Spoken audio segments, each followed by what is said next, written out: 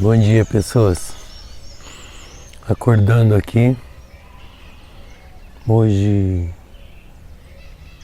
dia 10 de outubro de 2022. Estou um pouco lento ainda porque estou acabando de acordar. Então não repara aí o rosto inchado nem nada. Aqui ao fundo vocês podem ver as montanhas, o dia começando. Eu fiquei de madrugada em função da correria da vida pensando, eu preciso gravar hoje de qualquer jeito. E eu andei refletindo sobre umas coisas e acabei percebendo que, eu não sei se vocês notaram, mas aqui atrás está bem úmido, né? Essa madrugada me deu um insight de falar sobre... Enfim, eu vou contar uma história para vocês que acho que no final vai fazer sentido. É só ignorar os galos aí no fundo, que aqui tem muitos. Mas é o seguinte.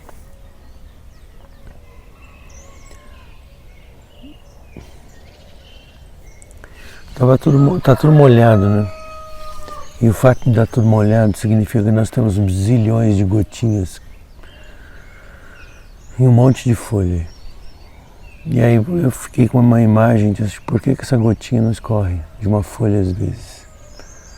Ela fica esperando o momento correto de cair uma próxima gota naquele mesmo lugar. Ela aumenta de tamanho, aumenta de peso, então ela escorre e cai no chão. E por que eu estou falando isso? Justamente para a gente pensar um pouquinho, tentar refletir um pouquinho sobre as leis da vida, né? E mais ou menos como é que ela funciona. Há uns anos atrás eu li um livro do Pietro Ubaldi, A Grande Síntese. E é um livro que ele fala justamente dessas grandes leis, desses grandes guiões, né? Essas grandes leis que comandam o mundo em todas as instâncias, em todas as dimensões.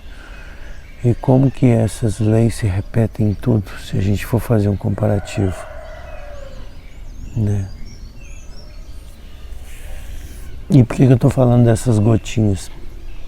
Porque quando a gente vai pensar, às vezes, na insignificância de uma gota de água, do seu pequeno tamanho que fica pousado sobre uma folha, sobre uma flor, eu fiquei pensando por que ela não escorre. E pela sua insignificância, ela vai servir de símbolo e ponto de partida para o meu raciocínio. Para eu falar justamente sobre o medo. E nessa reflexão de hoje, ficou me ocorrendo muito, mas por que uma gota não escorre às vezes da água, às vezes ela se seca na folha onde que ela está pousada e ela simplesmente não escorre, dando sequência no desenvolvimento dela. Às vezes ela fica parada, né? Sobre a folha, fica pousada e por ali mesmo ela acaba se evaporando e indo embora e desaparecendo. Se a gente for comparar com a nossa vida, imagine que você é essa pequena gota que está pousada em cima de uma folha. E a exemplo da gota de água, a gente simplesmente não dá seguimento, ou seja, se a gente poderia simplesmente se desprender dessa folha, cair no solo, irrigar o solo. E por causa da gente, né, por causa dessa gota, talvez uma semente viesse a germinar. E a partir dali dar origem a outra coisa. Às vezes, porque em volta ali, naquela superfície onde a água está pousada, simplesmente existe uma rugosidade ao entorno dela, ou seja, um atrito, que evita, obviamente, que essa água escorra, porque aquela superfície não é completamente lisa. Esse é um dos principais fatores que faz uma gota não escorrer. É lógico que existem outras, né? Fatores físicos, mas eu fiquei mais preso a essa questão da rugosidade do lugar, ou seja, desse atrito, ou seja, dessa, vamos dizer assim, força contrária que nos mantém presos ao mesmo lugar, evitando que a gente esteja em movimento o tempo inteiro e que esse movimento, obviamente, cumpra os registros da vida, cumpra os segmentos da vida. Eu estou falando especificamente disso porque isso também, comparado a uma leitura dessa semana, onde um filósofo falava sobre a falta de razão do medo, porque há uns meses atrás eu estava meio dormindo, meio acordado, mas não estava em catalepsia, simplesmente estava num estado assim que eu ficava refletindo, e nesse momento geralmente comigo meu raciocínio fica um pouco mais dilatado, e eu estava refletindo justamente sobre o medo. Eu vinha numa fase da minha vida de muita insegurança em vários sentidos, mas especialmente no sentido econômico, em função de tudo que vinha acontecendo, da dificuldade dos trabalhos, enfim. E aí nessa fase de raciocínio mais dilatado, eu senti que veio uma presença amiga do meu lado, e eu só me lembro dessa parte, que ele pediu para que eu me deitasse na cama, que eu ficasse, estava de barriga para cima, obviamente olhando para o teto. Eu durmo no escuro praticamente absoluto. E o espírito ali do meu lado, né, uma consciência amiga, dizia assim: olha, não tem muita razão para isso que você está sentindo, é uma coisa que meio que está encalacrada no seu raciocínio, é meio que uma coisa que está enraizando, e eu vou te dar uma técnica para você eliminar o medo. E a técnica é o seguinte, e aí eu preciso fazer um adendo aqui para que vocês entendam. Como vocês sabem, estudante de espiritualidade sabe disso, nós temos 7 chakras, né? E cada um dos chakras, vamos dizer assim, eles estão associados a um nó energético. E qual seria esse nó energético? Seriam cada um deles vinculados a uma glândula. Então nós temos 7, né? As principais glândulas. E aí existem escolas que dizem que a gente tem mais deles. É lógico que a gente tem infinitos chakras, mas os 7 principais, eles estão associados à hipófise, à pineal, ao timo, ao pâncreas, né? À próstata e ao fígado. E aí,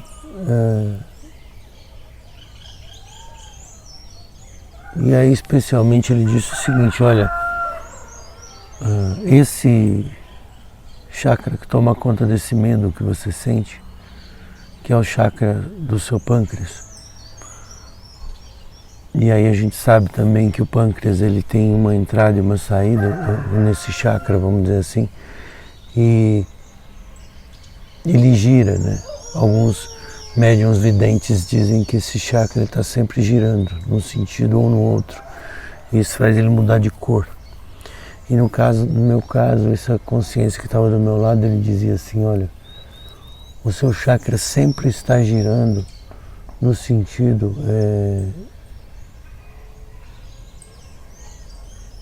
horário, né, para você. Então, se estiver olhando, tomando por base o meu corpo, ele sempre girava no sentido horário. E ele dizia assim: quando o seu chakra, quando você percebe que o seu chakra está girando no sentido horário, significa que você está drenando energia. Isso faz você sentir medo. Eu vou te ensinar uma técnica muito simples, que é você inverter o sentido desse giro. Então você vai imaginar constantemente que o seu chakra está girando em sentido anti-horário. E ele falou: faça essas práticas durante o dia, para você perceber como as coisas vão mudar no seu entorno. Porque essas ideias enraizadas que você sente, elas vão se expandir e você vai perder o contato com elas. E eu só me lembro dessa parte, dessa experiência em que o Espírito estava me ensinando isso. E aí, obviamente, eu me lembrei disso, comecei a fazer imediatamente no dia, né, a partir daquele momento, que eu acordei logo em seguida, e no dia seguinte. Eu percebi que uma série de atitudes na minha vida a partir de então começaram a mudar. Parece que algumas coisas começaram a encaixar. E aquela sensação de medo que eu sentia na boca do estômago, de sentir um medo, de sentir uma reclusão, de sentir uma insegurança em relação ao futuro, foi diminuindo, foi mudando.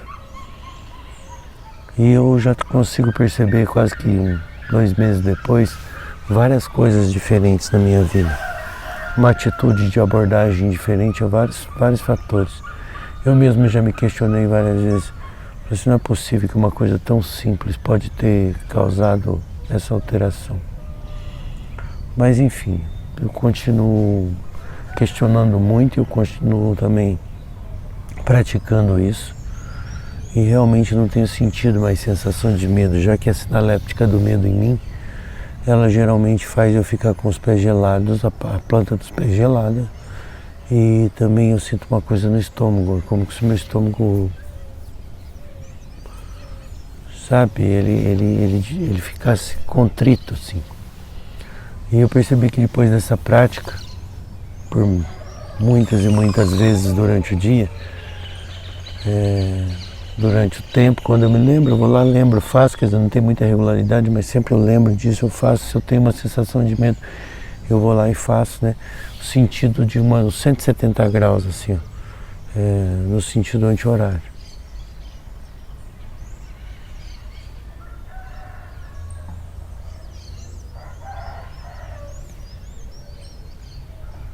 Não, no sentido anti-horário é quando eu sinto medo, olhando a partir de mim, sentido horário. Então eu faço, se eu falei errado, vocês me desculpem, mas estou acordando agora. Mas com certeza, estando aqui, eu faço como se na boca do meu estômago tivesse parecido um relógio, e esse sentido é o horário. Quando eu faço o sentido horário, eu estou expandindo então essa energia, ou seja, estou fazendo o que o mentor me orientou. E eu fico repetindo então esse movimento. Eu faço uns 170 graus, como se fosse uns 170 graus girando e indo para frente, assim, em torno de 50, 70 centímetros para frente do meu estômago, no sentido de giro. Essa é a prática que eu faço. Eu imagino uma energia girando em 170 graus e avançando 50, 70 centímetros à frente da boca do meu estômago. E enfim, isso tem dado muito resultado. E por acaso ou não, voltando na história do filósofo que eu comecei esse vídeo, eu peguei uma leitura de um livro que fala sobre os medos, para a gente tentar compreender o medo e por que é que ele ocorre na vida da gente. E o filósofo então discorre as maneiras sobre os medos essenciais, os medos fundamentais do ser humano, né, como a gente desenvolve esse medo. E ele falava uma frase muito legal que tinha a ver com que não há razão para que a gente sinta medo, porque o medo é uma coisa completamente efêmera, ele é produto simplesmente da nossa cabeça. É lógico que no desenvolvimento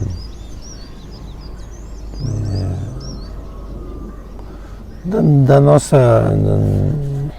nossa humanidade, vamos chamar assim, desde a nossa ancestralidade maior, a gente tem medo de ser predado, tem medo de cair num precipício, tem medo de ser devorado por outro animal. Isso, de certa maneira, induz na gente uma sensação de autopreservação, vamos dizer assim, porque esse medo, esse tipo de medo, que é um medo animal, ele é um medo importante, né? Ele é um medo no sentido de nos resguardarmos, né? De a gente não se jogar com tanto ímpeto em algumas situações que a gente pode simplesmente se matar, né? em função de uma queda, de um acidente, desse tipo de coisa. Mas existe um outro tipo de medo que ele está derivado desse medo, que é obviamente um medo, por exemplo, no meu caso, quando a gente tem um medo econômico, medo de faltar dinheiro, né? É um medo que está associado ao nosso medo de faltar recursos para a nossa sobrevivência. O medo de ficar doente, por exemplo, também é outro medo. Que, de certa maneira, é um medo que está associado ao futuro. Ele não tem relação com o presente. Então, por exemplo, se você está com medo de ficar doente, obviamente essa doença vai estar no futuro, em algum lugar no futuro.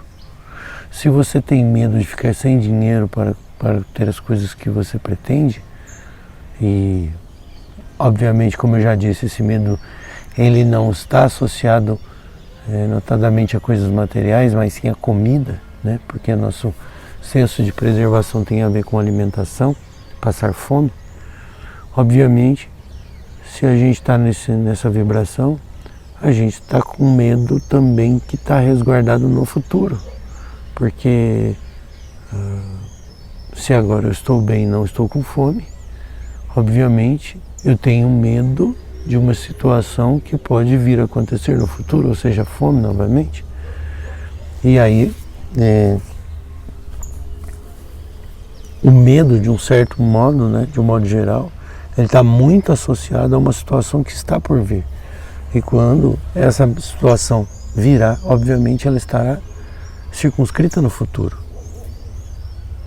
Só que tem um elemento fundamental nessa lógica, que é o futuro não existe ainda, né? Se a gente for pensar, por exemplo, por que a gente olha para trás e num certo sentido se sente seguro? Se a gente tem uma vida mais ou menos equilibrada, né? Ainda que a gente tenha cometido alguns erros no passado, ele está posto, é uma história posta, quer dizer, a gente não precisa se preocupar com o passado. O presente, a gente está aqui, está vendo que está tudo bem, porque se a gente está no presente e está calmo, significa que está tudo bem. Se você está surtado no presente, seja porque você, sei lá, está sofrendo consequências do passado, ou está sem lucidez no presente, porque o passado realmente, por exemplo, você acabou de levar um susto, um parente acabou de morrer, desencarnar, enfim, ou você está sofrendo um processo muito violento, judicial, tudo isso são situações que provavelmente vão te colocar no presente em surto, entende? Então, obviamente, se a gente está no presente em surto, a gente está sem lucidez, a gente simplesmente está reagindo a uma situação do passado. Mas se você está naturalmente no presente e está calmo, por exemplo, nessa manhã aqui linda, está começando a acontecer aqui, esse dia lindo, se você está calmo, obviamente você não está em surto. E obviamente pode estar um pouco mais reflexivo em relação ao futuro. Só que o futuro, obviamente, a gente não tem. Ele não existe ainda. O futuro é uma coisa que vai vir a existir. Então, pela lógica, a gente chega à conclusão de que não tem razão de existir o medo. Porque se o medo está vinculado ao futuro, não tem por que a gente ter medo, porque o futuro ainda não existe. Então esse é um sentimento sem sentido. Olha que legal.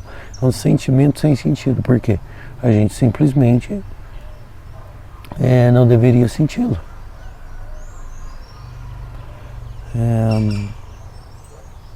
E aí, a coisa que vem na minha mente nesse momento é associar esse raciocínio com aquela gotícula de água que estava presa lá naquela folha no começo desse vídeo e que obviamente tinha a ver com os atritos, ou seja, com as coisas, com as rugosidades do entorno, né, que a mantinham presa naquela situação.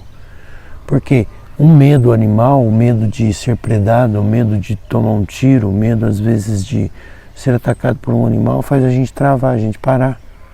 E aí a gente fica parado no tempo, no espaço, a gente tenta se diminuir, travar. A coisa mais imediata que acontece, a gente, na maioria das vezes, é ficar parada. E, vinculando isso ao raciocínio da pequena gota, que por pavor de se lançar ao precipício, e aí tem até uma ironia embutida nisso, né? Mas por medo de se lançar ao precipício, né? De dar seguimento à vida dela, ao que ela foi predestinada, vamos chamar assim, em relação ao medo que ela tem, de, por exemplo, de confiar nos processos da vida e seguir adiante, por exemplo, com medo de deixar né, de perder a sua identidade para se transformar, por exemplo, numa rosa, numa flor linda, de, por exemplo,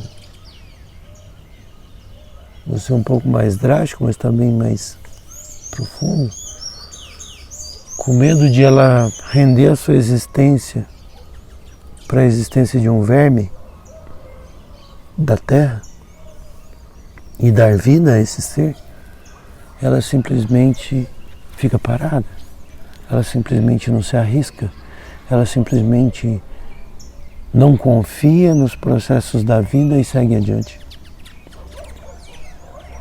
Porque em volta dela, no entorno dela, tem um monte de rugosidade que prende ela sobre aquela folha e diz: não se arrisque, não vá, fique. Você pode se dar mal, você pode perder a sua essência, você pode se ferir, você pode deixar de ser você. Quando ela simplesmente está nessa situação em relação ao futuro, ou seja, em relação ao que virá a acontecer com ela, simplesmente ela fica presa, fica parada. E o que é a vida se não simplesmente a gente confiar nos processos dela? Então, conclusivamente, a respeito desse raciocínio dessa manhã, eu queria que a gente refletisse sobre uma questão que é: ok, existem rugosidades, existem vetores, existem coisas que estão dizendo para mim: não faça, não vá, não seja, não exista, não confie, mas efetivamente, se a gente não para e reflete quais são os medos essenciais do presente, se existe de verdade uma razão para a gente não fazer, né, uma razão refletida, tudo bem, mas e se for uma razão irrefletida? Uma razão que vem em função de um surto, uma razão que vem em função de um medo do passado ou do futuro, que são duas coisas que nós não temos. Nós já não temos um passado, ou seja, se a gente cometeu algum erro no passado, seria bom que a gente tentasse corrigi-lo refletidamente, pensando exatamente como corrigir. Se a gente errou, porque todo mundo erra, e qual o problema, né? Lógico que a gente deveria refletir antes de tomar algumas atitudes, mas a gente está na vida.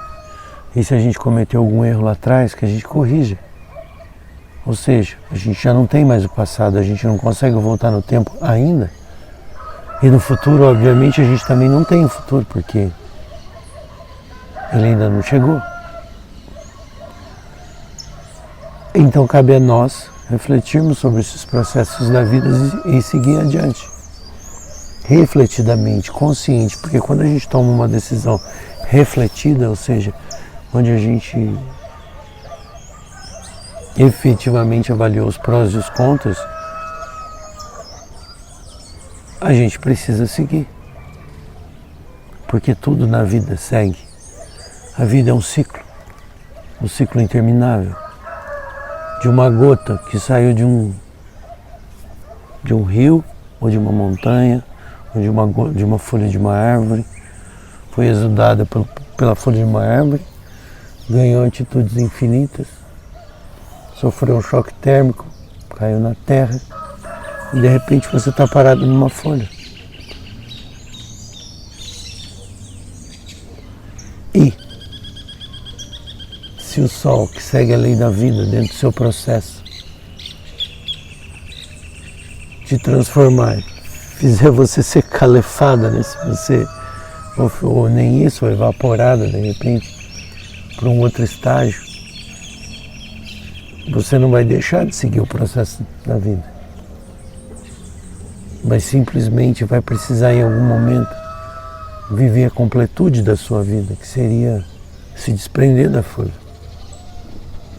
Porque veja, a gente é verdadeiramente pequeno, insignificante, e a gente está circunscrito dentro de um processo da vida que está verdadeiramente, essencialmente, maravilhosamente engendrado para que a gente siga os processos, para que a gente confie nisso. E todas as vezes que a gente tem medo porque a gente não tem fé, e a fé é um sinônimo de confiança, que vai ser assunto do próximo vídeo, mas obviamente a gente precisa seguir os processos da vida confiando na criação, em Deus, no Prana, em Alá, em Jeová, em Jesus Cristo, em quem você quiser. Não importa o seu credo, importa que você reflita sobre, né, nos seus orixás. Também não posso deixar de ser injusto aqui, não posso ser injusto, mas independente do seu credo, isso não importa. O que importa é que a gente precisa seguir, porque independente do seu credo, existe uma regra que todos nós, por mais diferentes que nos achemos, nós estamos circunscritos na mesma lei, que é na lei da existência, na lei da vida. E isso já foi comprovado bilhões e bilhões de vezes, que essa inteligência que rege tudo e que criou tudo e que organizou tudo faz com que a gente, assim como os vermes, assim como as gotas de água, assim como as folhas, como os pássaros, como os cantos, como tudo, siga um processo perfeito. Então, exemplo desse dia que está começando, né? O sol está começando a nascer, daqui a pouco vai dar 6h30 por aí.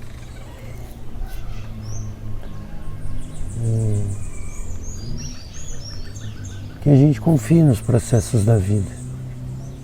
Alguns minutos atrás eu estava dormindo completamente inconsciente, não sabia o que estava acontecendo, mas nem por isso o sol, a chuva, os pássaros, os galos, os insetos deixaram de seguir o processo. E veja, para nós eles são inconscientes, eles fazem por instinto, mas seguem seus processos. Então que a gente faça isso também. E só reiterando a informação da reflexão, o medo não tem sentido. E se você precisar, faça esse exercício de girar, imaginar um ponteiro de relógio no seu chakra, que fica sobre a boca do estômago, e imaginar esse giro. Quem sabe isso também te ajude a perder esse medo, que é um medo ilógico, né? Um medo ilógico. E espero que essa reflexão faça você ter um dia melhor. Se você está sentindo medo, tenha um bom dia. Fiquem com Deus.